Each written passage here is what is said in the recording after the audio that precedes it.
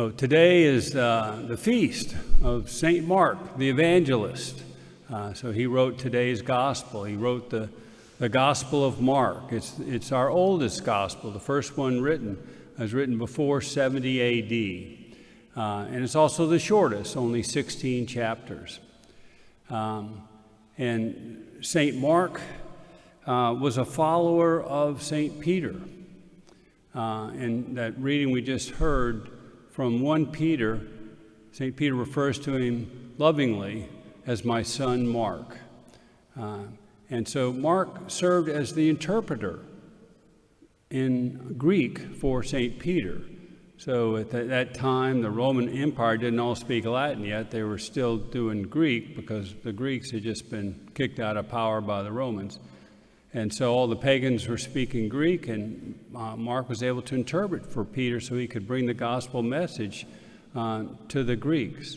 And then the Gospel of Mark, as you might guess, reflects St. Peter's teachings, which is absolutely beautiful. Now,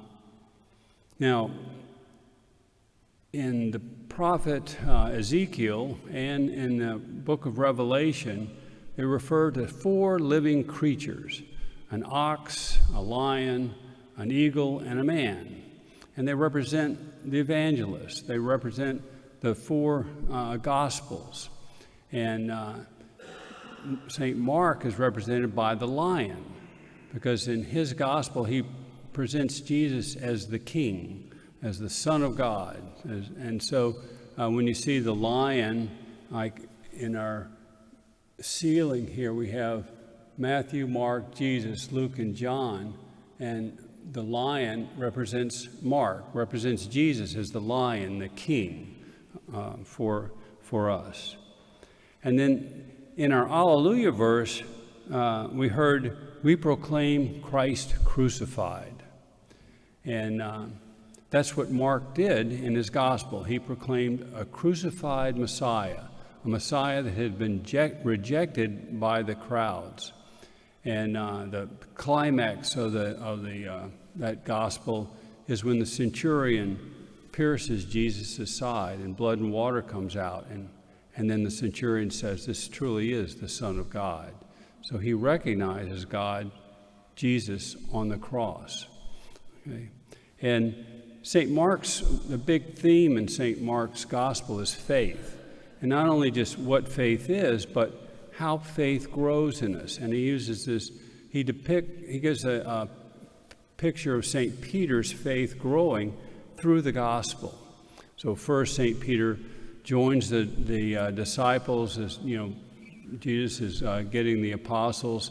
And Peter joins because he's curious. He wants to see more, learn more about Jesus. Why is he doing these signs and what is he teaching? And then later on, Jesus performs this miracle where he cures a blind man. And afterwards, he asks the disciples, "Who do people say that I am?" And Peter, inspired by God the Father, says, "You are the Christ. You are the Son of the living God." And Jesus really, praises him for that, for being inspired by God to recognize who he is. But just minutes later, Jesus says he has to suffer and die, and Peter says, "That'll never happen." And then Jesus rebukes him. He says, "Get behind me, Satan," because his faith is growing, but it's not there yet. And then at the Last Supper, Jesus tells the apostles that they're going to deny him.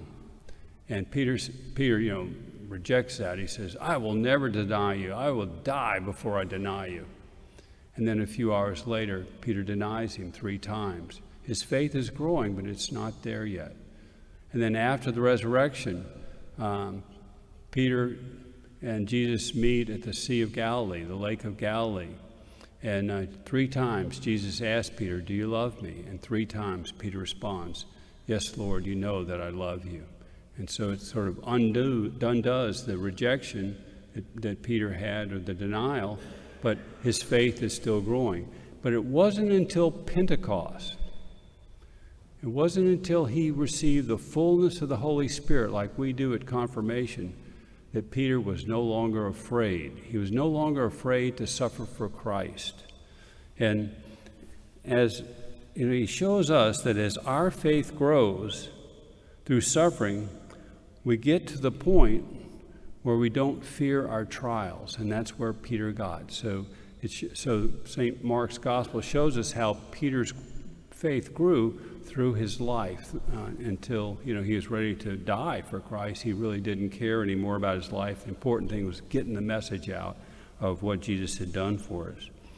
So today, as we celebrate the feast of St. Mark, we should be like the centurion.